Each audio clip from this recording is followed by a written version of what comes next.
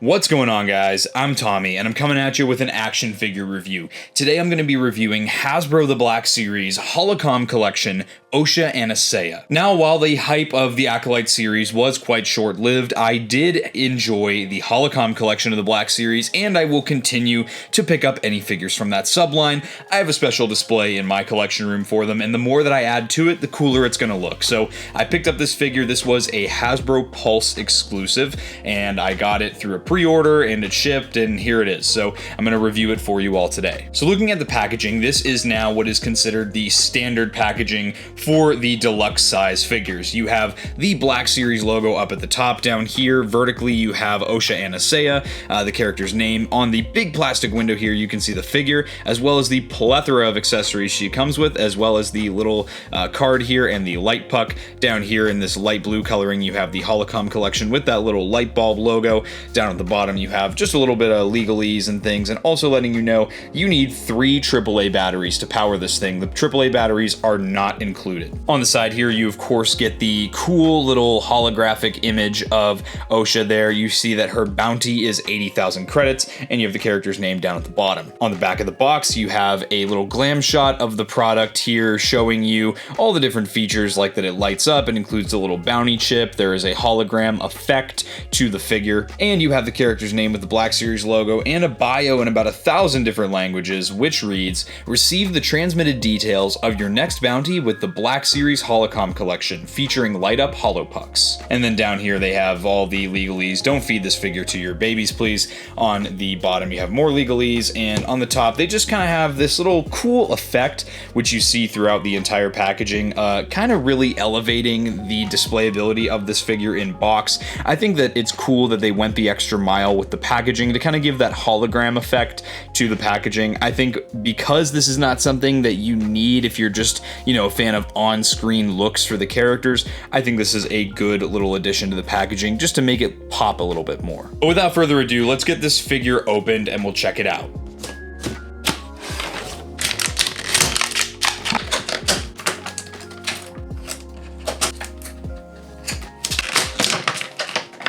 Alright, so here we've got the figure and all the accessories out of the box. The first thing I'm going to talk about here is the big draw to the Holocomm collection, which is the Holo Puck. So this is the gimmick. This little thing comes with every single one of the Holocomm collection figures thus far. It is the Holo Puck that we see, the Bounty Pucks, first seen in The Mandalorian. It's got some really, really nice pitting that's sculpted in here. Really makes me wish that it had a wash on the metal parts here, just to kind of show off more of that awesome sculpted detail. It really looks worn down and lived in. You can see one of the little, screws here is sculpted to be the button that you would use to turn this thing on and off. Obviously, it's not going to work without the batteries in it. On the top here, you do have a little bit of paint for the little projector piece here, and then on the bottom, you can see this is where you insert your batteries. All you do, you just need a small Phillips head screwdriver to open this up. You'd insert your 3 AAA batteries into here, and then that's how you get the thing to operate. So what you'll do is you just press the button to turn it on, and you'll see that it illuminates. It has 1 blue light in the middle, surrounded by 5 white lights. Not that you can really see it on the camera, but these do flicker and create more of a hologram effect, and you just press the button again to turn it off.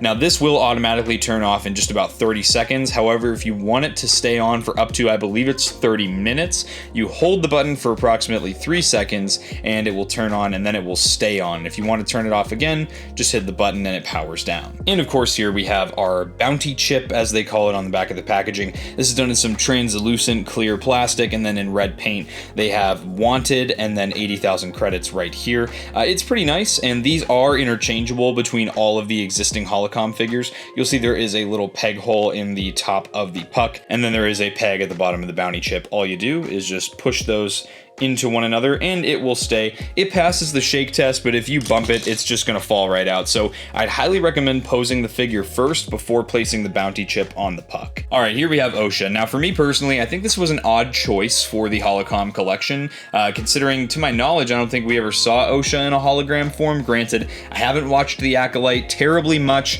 I think I watched it 1 or 2 times. I don't really remember, but it's a new show. I completely understand, the marketing for a new Star Wars show wanting to get as much of that product out as you can. So before we take a look at Osha, we'll kind of set her off to the side. Let's check out her accessories. The first one being the backpack. And again, there's not much for me to say when it comes to the Holocomm collection figures because there's no paint applications whatsoever. You just get the same translucent bluish plastic for all of these to kind of emanate that hologram effect. And yeah, you have the backpack here. If you have the regular Osha Aniseya figure, then you know exactly what you're getting into because all the accessories are the same. This is the little stun, I gotta call it the taser blaster. This is a really cool accessory. I thought this was an interesting thing I've never seen before in Star Wars. Considering this is so far before any of the prequel movies, I did like that they had just a blaster that only stunned. And then of course we've got Pip in his regular droid form here. He has a little joint here at the neck, which lets you get a little bit of swivel and a little bit of tilt. It's kind of a ball joint, not really. And then of course he does have all the sculpted detail that the regular one has. And here is another version of Pip in his kind of modified tool form when he's kind of almost like a welding tool, I guess I'd call it. Early on in the show they show that off, but there's that. And then of course we have Osha here. And again, nothing to note on the paint here, which is honestly kind of nice that I don't have to re-review these figures completely because it's just the way that the figure is sculpted. That's it. That's the entire effect of the hologram effect for these figures comes from the sculpt here. It is cool too because you get to kind of see the inner workings of how Hasbro engineers these figures, which you don't always get the luxury of seeing when you buy the regular ones. Covering Osha's articulation just real quick, we do have a double ball jointed neck here, which gets you a lot of movement. She can look down quite a bit and she can look up just a little bit as well. You can get some good tilt for attitude there, and she can look right and left. You do have some butterfly joints here at the shoulders. Those are hidden underneath the overlay which makes up the vest here, so once you kind of unlock those, they do have some decent range to them. She's got a hinge and swivel at the shoulder here. This is going to get the shoulder up to about 90 degrees here, and then of course it does have a full 360 degree swivel. You do have a hinge, deep cut single jointed hinge at the elbows, which gets you about 90 degrees of bend and has a good swivel there as well. And one thing about Osha that's really cool is she actually does have some ball jointed wrists, which are really nice. Some new Black Series figures have been having those ball jointed wrists, and I do appreciate them a lot. Of course, she has another loose overlay here for the holster for the stun blaster, so that is free floating. You can take it off even if you want as well.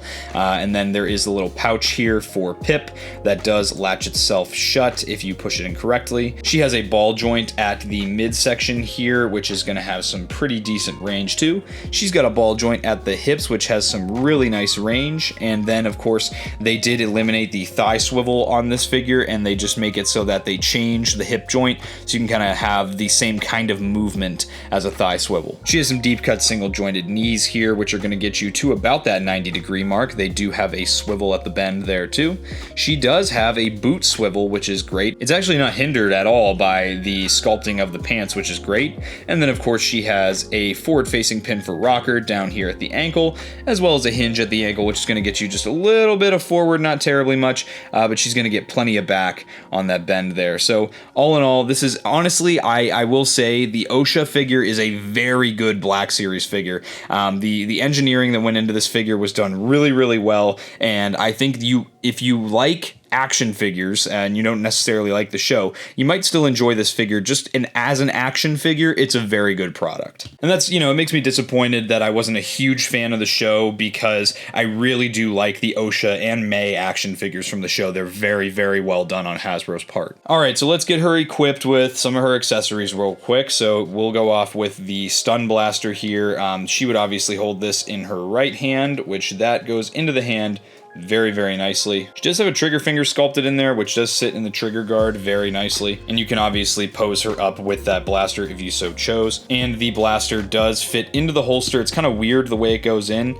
I would kind of recommend pushing in the grip of the holster, the grip of the blaster first, and then just kind of working your rest of your blaster into there. I will say they did a good job of making the plastic of this very malleable, so that you're able to just get that blaster into the holster with relative ease. Slipping the backpack on is also pretty easy. You just I usually put the figure's arms behind their back, and then you just kind of work your arms into the straps of the pack here. Just be careful, because even though the plastic is very malleable, these straps are very thin, so they might break if you stress them a little too much, but the backpack sits very naturally on the figure. It doesn't look like it's too big or too small, and it's also not too back heavy. She can stand just fine with the backpack on. First off, I will show the version of Pip that is kind of the blowtorch version of him.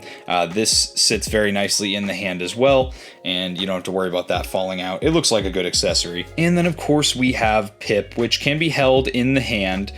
She does use him as kind of like a tablet or a smartphone in a way. So you can actually get some good poses with Pip there. And then Pip does actually sit in the little pouch that he lives in. This version of Pip does. Keep in mind, the blowtorch version of Pip will not fit in that pouch there. But you can get Pip, and you can even pose his little neck around too, so that Osha can have him in the pouch there. All right, so now what we're gonna do is we're gonna get Osha into the puck here. So you'll see there are 2 pegs on the top of the puck. Osha does have peg holes in the bottom of her feet. The pegs on the puck are staggered so that you can choose different poses for her, and she can be on different places of the puck. You're gonna put the bounty chip down on there just like that, and then I'm gonna turn the lights off real quick here so that we can see the hologram effect. And there it is. Now, similarly to the first wave of the Holocomm collection, you can clearly see that the hologram effect does not go all the way up to the head of the figure. However, when you have this in an office space, I think it provides enough light and gives a cool enough of an effect. Especially when you're recording with your phone. For some reason, they look a lot brighter on the cell phone when you're recording than they do on the little video camera that I use to record these reviews. But I think it's still a very well done effect. I would obviously like for the effect to go all the way up to the head of the figure, but there's only so much they can do without completely re-engineering these figures, making them completely hollow so the light travels all the way to the top. It is what it is, and I think it's good enough. I'll take this over Carbonized Collection or Credit Collection any day of the week. Here's Osha in a little kneeling pose with the blowtorch version of Pip, the kind of extended version. As you can see, the lower you get this figure down to the base, the light does travel a little bit better through the top of the figure, and you can even see the light kind of hitting off of the face of the figure. It looks good. I do have, you can see the leg is kind of hanging off the back here, but these foot pegs do work really well. They do make the figure very sturdy on the base here, and I think it looks good. And that's going to be it for this figure review. This is one that if you don't like the Acolyte show, obviously you could totally pass on this. In my opinion, it's not as iconic, obviously, as like a Darth Vader or, you know, some other characters that were actually seen as holograms in Star Wars. However, with that being said, I really do enjoy the hologram collection of the Black Series, and so I continue to support the figures that come out for it, because I'll take this, like I said just a bit ago, over Credit Collection or Carbonized Collection any day of the week. So I'll happily show my support for this line, as I do genuinely enjoy it. And like I said, I do have a specific display for my collection room for the Holocomm collection. And with that, guys, I hope you did enjoy this review. If you did and you're not yet subscribed, subscribe to Blitz Transmissions. I've got awesome Star Wars content coming out all the time. Make sure to check out my social media, all of which is linked in the description below. Guys, I hope you enjoyed this review. I'll catch you for the next one, and may the Force be with you.